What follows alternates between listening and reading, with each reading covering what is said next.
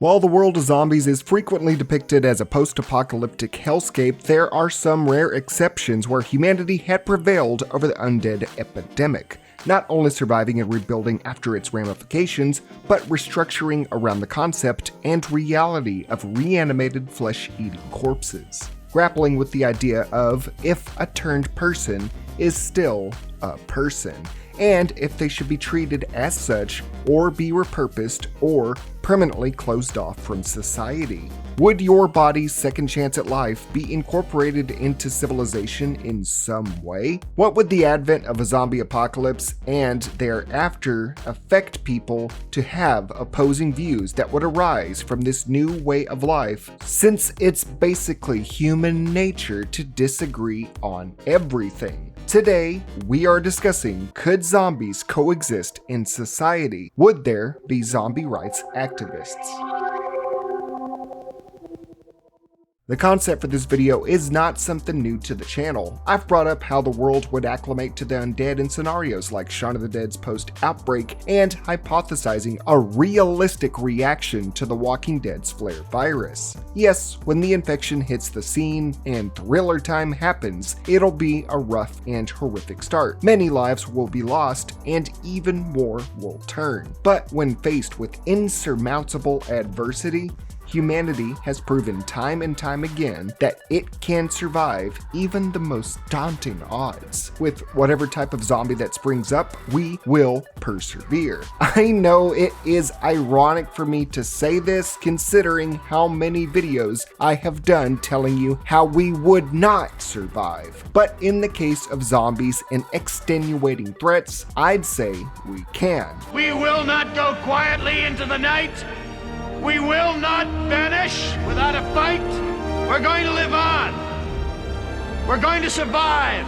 So, when the dust settles and the night dissipates, what will the world be like? Well, the norm will definitely change. That much is true. Nobody will be the same. Societal structures will be dismantled and slowly built back up. Religious institutions will be turned on their heads trying to draw an explanation from this phenomena. Safety and security will lay out strict guidelines and policing. The core of these worldwide rippling effects will be a hotbed of debate. Are the undead still people? Are they sentient? Are they alive in a human sense of the word? Can they be guided or reprogrammed to be either a remnant of what they once were, or at least be useful to society? Will the survivors of this new era fight for the rights of zombie kind, or will we just brush the dead under the rug or see to their total extermination? Will I stop asking all them questions, making statements, and assuming? To start things off, we will definitely lock things down once concrete information to slow the spread of the zombie epidemic occurs. Once people are knowledgeable and willing to work with the ideas that either A, the zombie virus spreads through bites and or bodily fluids, and or B, that every person on Earth will turn upon death if the brain is still intact. We will fight back and reclaim the land from the dead. Swiftly but surely, most zombies out there will be executed or wrangled up and placed elsewhere so people can walk the streets again.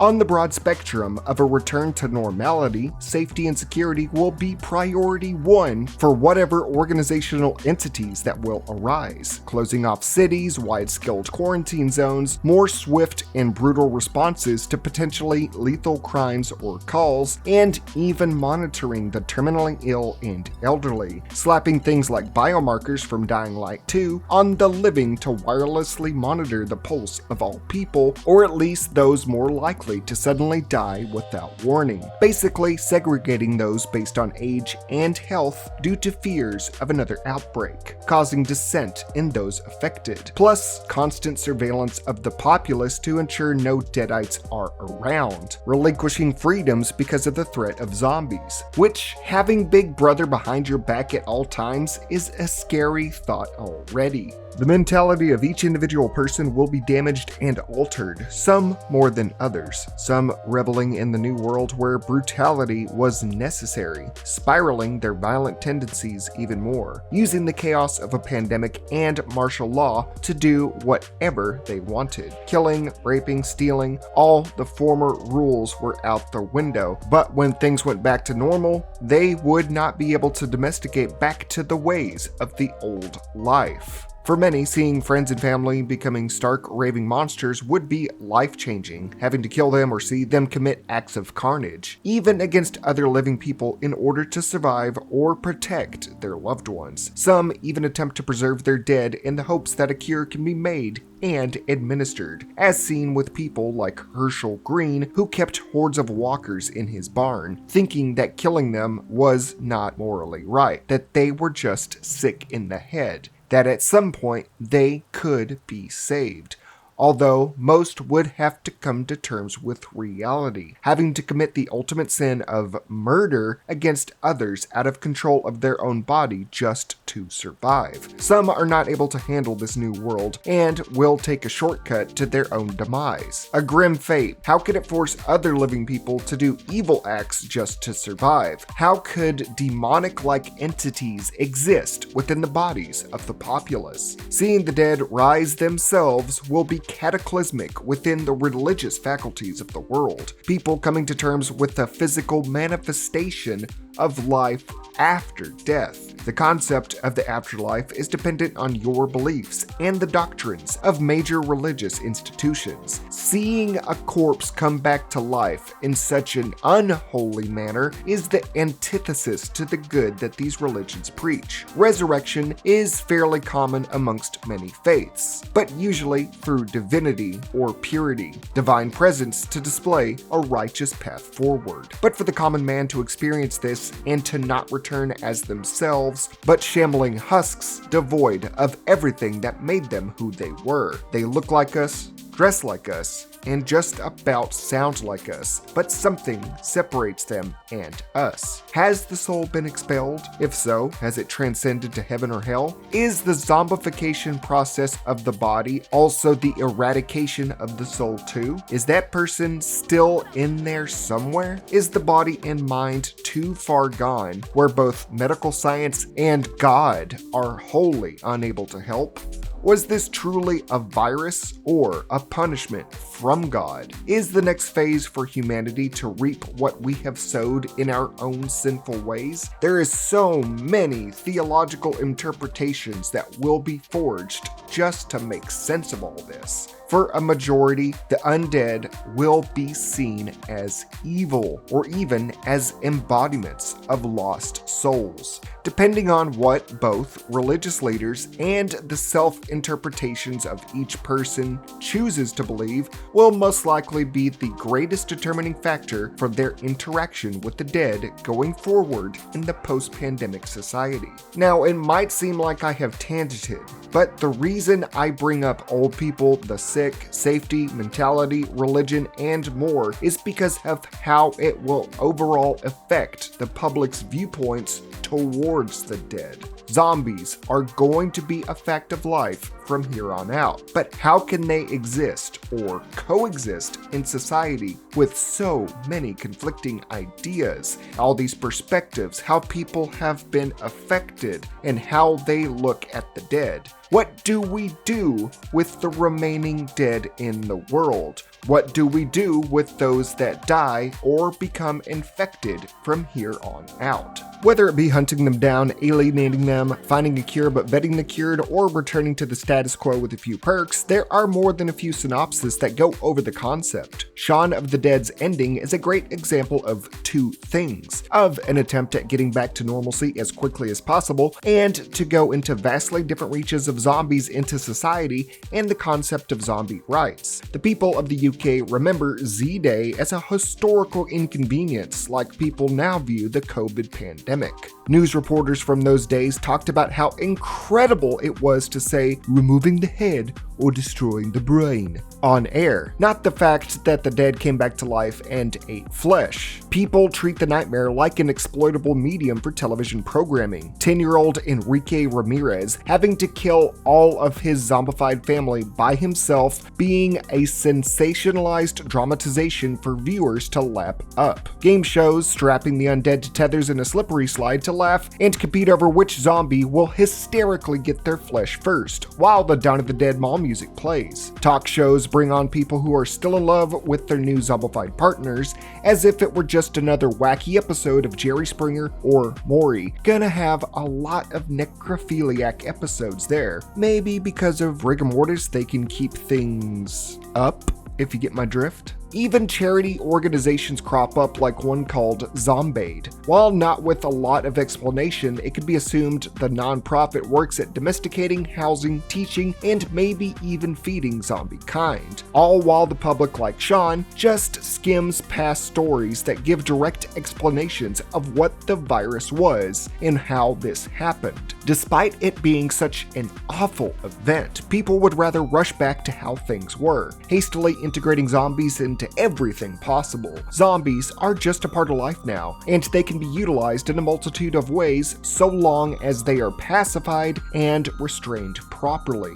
Sean even participates in this by having his rotting best friend Ed chained to the shed out back as if he were a household pet, instructing him not to bite and to instead play video games together. All it takes is one bite to turn, yet Sean is comfortable enough to think a little scolding is all that's needed to quell a familiar deadite. Shit, they have the undead working in labor and service industry jobs for how remedial and mindless some of them can be, because you really don't have to pay a zombie. Overall, a net positive at what zombies can offer society if given the chance to coexist in society. But given the many branches that zombies are incorporated within Shaun of the Dead's post-game content, there are some things we can deviate from it to show how much more they can be opened up. Domesticating the dead to be household pets, servants, and day laborers is something we see throughout the movie Fido. Collars that pacify the dead to keep down their cravings and urges so that they will be obedient to whomever owns them. Pockets of land are still infested with and basically controlled by hordes of undead outside of gated communities. But within these gated communities, did they make their top priority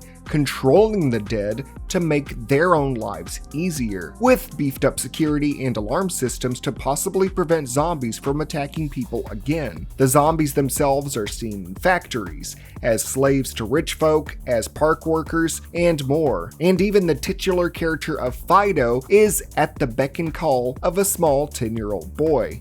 While the zombies retain some intellect, it's mostly when they are pacified and given compassion that their former self somewhat shines through their rotten exterior. But even when zombies revert to being a cannibal corpse, they are swiftly killed or captured along with anyone they infected, swept under the rug to continue society as normal without causing a panic. So zombies being disposable pets/slaves to circumvent labor costs while ignoring the potential danger they impose to continue on with life. Because even if you die or get bitten in a zombie-filled society, you'll simply come back as another servant. Zombification is just the second phase of life for people as they coexist. The young boy Timmy throughout the film tries to also teach others that zombies are still people, not just simple cannibalistic monsters. Somewhere on the inside they are there, and those that vilify the dead end up dead themselves, having Fido smoke a cigar and ironically enjoy life. But ultimately, and something to take note of, is the humanization of the dead. Instead of what they can provide or the threat they can impose, this is another happy-go-lucky outcome. But as we know, if zombies were real, it would probably be a much more darker and sinister world. On the other side of the spectrum, do we see the world of the cured? 3 factions are imposed after a cure for the zombie process is found: the healthy, the cured, and still dead. The healthy shunning, segregating, and even attacking the cured, thinking they are cold-blooded murderers and cannibals for what they did, that they could turn back at any time due to the virus still being in their body. All while hordes of undead are contained for research purposes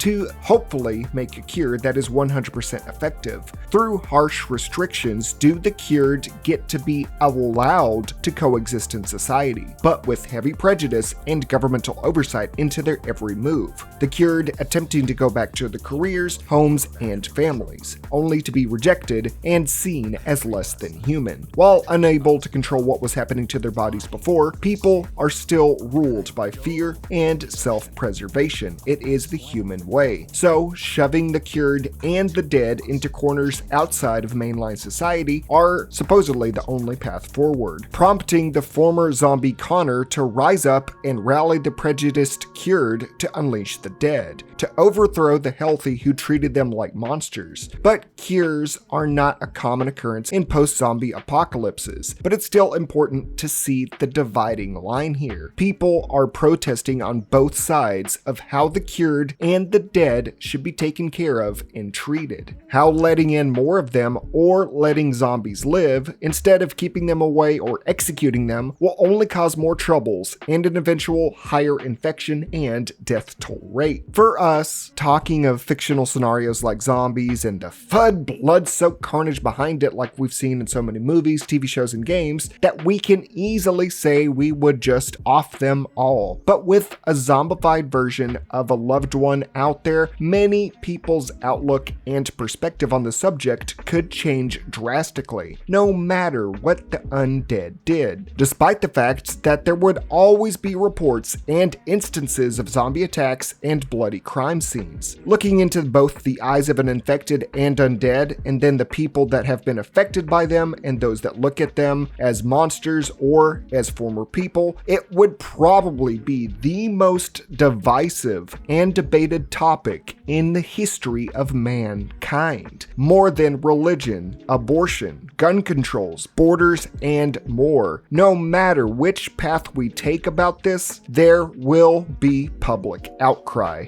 The divided but core intent of this video isn't just the integration of the dead into society, but the raging debate over their lives or unalives. I know for a fact that there will be people in the comments section drawing parallels to certain groups of people in parties, saying, "Ha! Just like them damn libtards to protest in favor of a zombie," or just like a conservatard to be in favor of killing another person. Whatever your political beliefs or what have you, this is to discuss how things would be, why there would be protests and people in favor or against zombies in society. Now, would there be groups actively hunting and killing zombies off the radar? Would we have lines of old people outside CVS holding up signs that say the only good zombie is a dead zombie? Yeah, pretty much. But could we see an organization for the intent of zombie preservation and ethical treatment crop up? Could PETA, people for the ethical treatment of animals, or in this case, pets, people for the ethical treatment of zombies, emerge? Dead Rising 2 looked into the latter concept with the CURE group, meaning Citizens for Undead Rights and Equality. As posted on their website, their mission statement is this: CURE shines a light on the many areas zombies face inhumane treatment, suffering, and indignity, from laboratories to the internet, and in the entertainment industry. We believe that the living dead share our planet and are not ours to be used for entertainment or experimentation, regardless of their level of infection or state of decay, just as living humans are granted inalienable rights, regardless of their intelligence or personal likability. CURE works through public education, cruelty investigations, research, zombie liberation, legislation, special events, and protest campaigns. The idea that the undead are still entitled to the same rights as a living person. They also look to helping people infected with the zombie virus who need to take Zombrex regularly. Even if something like a cure or even a vaccine like Zombrex were never devised, people could still advocate for zombies to be placed in holding areas until a cure would be found, instead of recklessly slaughtering the infected, to not just butcher them for science and entertainment, especially since they are former humans, and subjecting gore and violence on human bodies on full display is a bit sadistic. But also, it's probably the next stage in sports for human civilization. We love our violence. C.U.R.E's motivations are also focused on the type of zombie that is completely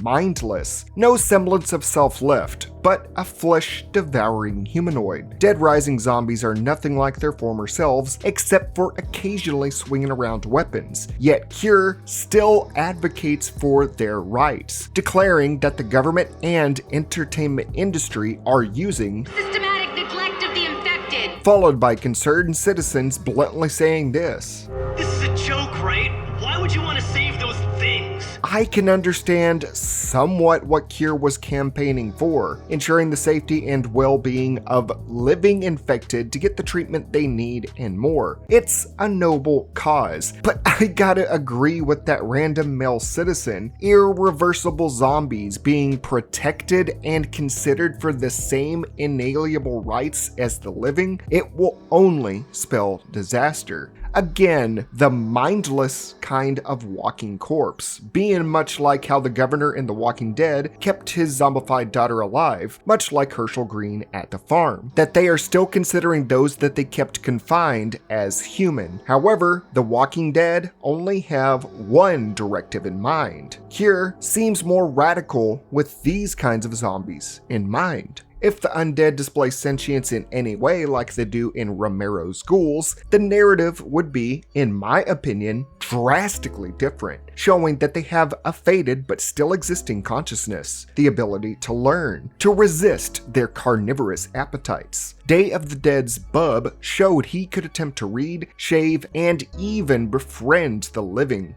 Land of the Dead's Big Daddy displayed self-preservation of his own kind, a sense of community, to ignore the living in order for his kind to prosper. But to reach these points with the undead that can think, it would require giving them the time to do so, to allow them to roam the world and learn for themselves, all while continuing to attack and eat the living, or to keep the zombies restrained for an indefinite amount of time to study and condition them. The C.U.R.E attempted this for a time, keeping the resistant infected in solitary confinement to devise a cure. Eventually, a majority vote ordered the execution of all these zombies, again fearing them breaking out at some point and causing a second wide-scale outbreak. Despite a cure being possible for the resistant, the risk for many people was just too fearsome. Plus, on that note, what would happen to a zombie that was cut apart or disemboweled and then cured? Would they just die instantly? Where is the humane solution there? Tangent aside, the same can be said for Dr. Logan in Day of the Dead, dissecting the risen, keeping tons trapped in walled-off tunnels, and mainly connecting with Bub the zombie. If given time, Bub might have made enough progress to ease the minds of people beyond just the scientific group. But the soldiers, namely Captain Rhodes, trapped in the bunker with them, grew uneasy and restless, causing chaos to spur and kill the only man that was teaching Bub his humanity. Dr. Logan had been murdered, Bub showing remorse for his fallen friend, as hordes of zombies flooded into the compound and killed the power-hungry soldiers. Bub would show the now dying Captain Rhodes how he could fire a weapon and even salute him, showing off the humanity he had learned. But maybe it was the fact that Rhodes was uneasy of the dead learning, as would some of the public that sat idly by while officials were re-educating zombies outside of the public eye. Conspiracies would spark about what the zombies were being taught. How would they be used? Could they think for themselves and possibly even revolt and make it the land of the dead? Could the government use them as super soldiers to impose its secret Illuminati plans? Maybe they're trying to figure out ways to reanimate the Shadow Cabal and these leaders to make them near immortal and make a Illuma zombie? Jokes aside, many would be against zombies learning more. Why risk giving these cannibals, who were not human anymore, the knowledge to use tools, be self-aware, and even possibly critically think? There was already a risk in keeping them alive and possibly breaking out. Now you're saying they could come back to society, smarter than before, and possibly decide to shoot us and then eat us or bite us? Yes, they could be taught exclusively the most remedial labor to put their bodies to use for no cost, even cheaper than prison labor, if at no cost at all. That's what corporations would at least lobby for, but labeling it as putting the dead to work to give them purpose and away from the public. There would honestly be a lot more work, cost, and upkeep of keeping the zombies restrained, pacified, taught, defanged because you don't want them potentially biting somebody, and monitored that would outweigh whatever positives they could provide society. If the zombie's brain is kept intact, this body is an indefinite working source. But the rot and health concerns day to day, the paranoia of zombies being around in close proximity, zombies intentionally or unintentionally biting someone and meaning certain death for that person, it's all just way too much. All to keep dead bodies walking around for desperate attempts at labor and love. For one side of the political spectrum, once zombies start showing glimpses of their former humanity, there would be no question as to if they should be kept alive and fought for. But that's a strong if they do. There is no guarantee if a rotting brain will ever reconstitute the individual in any capacity. Much sympathy would come from just seeing a human face on what was basically a rabid animal's Homo sapien body. If they do develop and learn, a whole new can of maggots opens up. Do the wages of working zombies go to the zombie's family or next of kin? Do costs go to the zombie strictly for physically maintaining their body, since, rot and physical deterioration? Do they have the right to wages, or are they just allowed to exist for their labor? If a zombie is just plucked off the street and has no next of kin, do they become wards of the state, or are they free to claim? Do we feed them or not, since they don't need to eat? If they don't eat, do they crave human flesh more, making them more of a liability? Do we feed them human flesh exclusively if we do? Where is the moral threshold there? Like a Tesla hitting a pedestrian, what happens if a zombie attacks the living? Is it up to the owner of the zombie to be punished, or the zombie themselves? Where can zombies be relegated to long term for the good of the public? All while the thought of the disease they carry within them will linger indefinitely. All of this because we might consider them human. It's just too much to handle for those that even want to advocate for the dead. There is so much behind the zombie. Yes, there would be protests for zombie rights. They are or were human at one point. And there is always a case study to say what is a human life or not. But with a loss of self or majority of self, a gigantic undertaking to reintegrate the dead back in some way to society, paranoia at zombies causing another pandemic, the risk of having zombies around in general for public health, and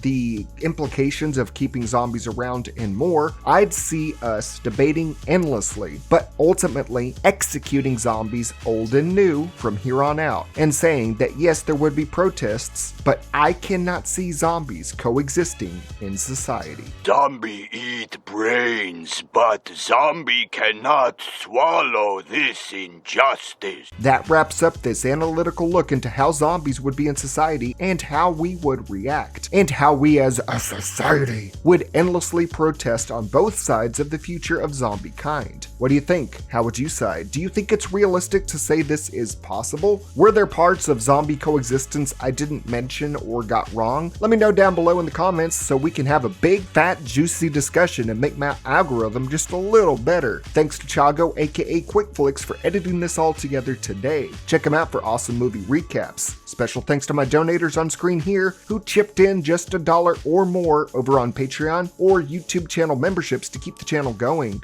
Don't forget, I'm trying to get my own flavor and waifu cup with Gamer Supps, and I am trying to make it Left 4 Dead related, so if you want to see something like Boomer Bile drinkable liquids, order something from Gamer Supps and use my code WOW at checkout for 10% off your entire order. Do you want a recommendation? Try Soda Pressed Despair. That shit is good as hell. Until next time, I'm Zackass, aka Wow Such Gaming. Never forget to stay happy, stay healthy, and stay wow.